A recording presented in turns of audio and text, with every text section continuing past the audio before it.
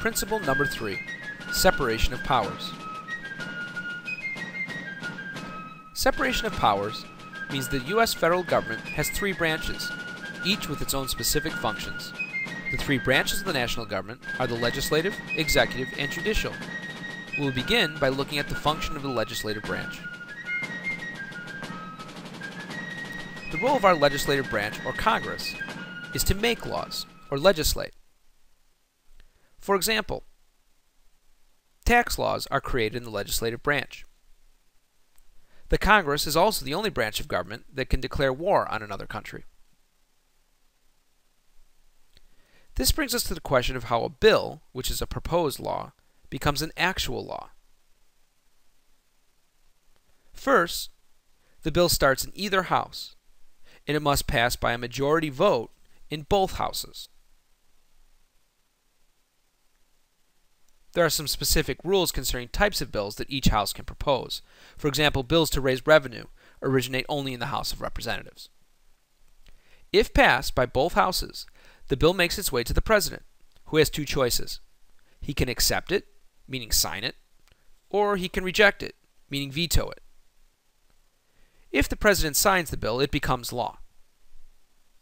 If the President vetoes a bill, it dies, unless 2/3 of both houses of Congress approve of the bill a second time.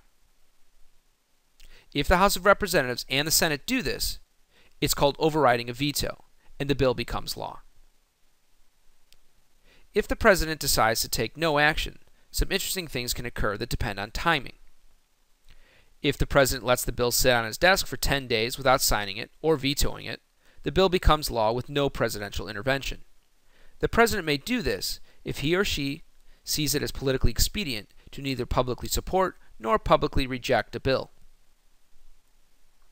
If the President lets the bill sit on his desk without signing it or vetoing it, and Congress adjourns before 10 days have elapsed, the bill will fail. This is referred to as a pocket veto. Let's take a look at the executive branch, which is made up of the President and the many offices that answer to the Chief Executive. The function of the executive branch is to enforce or execute the laws. In addition to that, the President is also Commander-in-Chief or head of the military.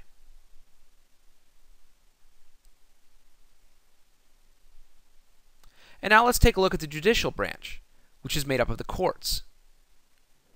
The function of the judicial branch is to interpret the laws according to the U.S. Constitution.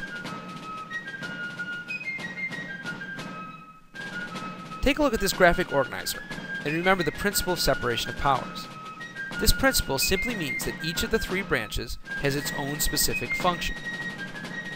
Checks and balances are shown as well in this graphic organizer, but we will discuss those in the next principle.